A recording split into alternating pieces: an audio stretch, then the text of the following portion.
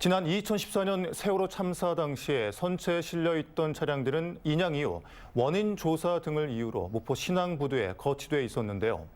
이 차량들의 폐차 작업이 시작됐는데 폐차장이 아닌 바다 옆 부두에서 해체 작업이 이루어지면서 논란도 일었습니다. 안준호 기자입니다. 녹슨 엔진과 차량 시트, 타이어 등 각종 차량 부품들이 바닥에 가득 쌓여 있습니다. 바로 옆에서는 포크레인 등 중장비들이 바쁘게 움직입니다. 세월호 참사 당시 선체에 적재돼 있던 차량들을 폐차하기 위해서입니다. 세월호에서 꺼낸 차량들은 승용차와 화물차, 중장비 등으로 다양했습니다. 하지만 지금은 이렇게 모두 해체돼 고철 더미로 변했습니다. 폐차가 진행되는 차량은 모두 180여 대.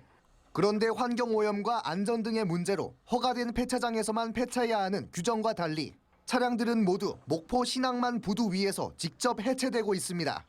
해양수산부는 차량의 부식이 오랜 시간 진행돼 폐차장으로 운반이 어렵고 180여 대에 달하는 차량들의 해체를 진행하기에 폐차장 규모 등 수용 여건이 부족하기 때문이라고 해명했습니다.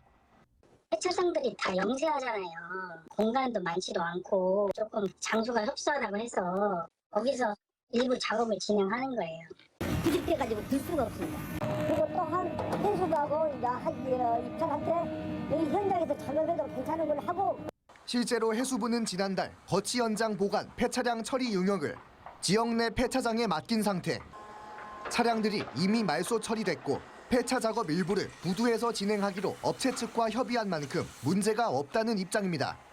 하지만 바닷가 인근에서 대규모 차량 해체 작업이 이루어지고 있는 만큼 해상 등 환경 오염 우려도 적지 않은데도 관련 대책은 논의되지 않았습니다. 일단은 저희한테 협조나 통보된 건 없다 그렇게. 세월호 연구 보존에 앞서 적재물과 유실물을 처리하는 등 거치 현장 정리에 본격 나선 해양수산부. 참사의 교훈을 되새기는 중요한 과정인 만큼 안전하고 세심한 마무리가 필요해 보입니다. MBC 뉴스 안준호입니다.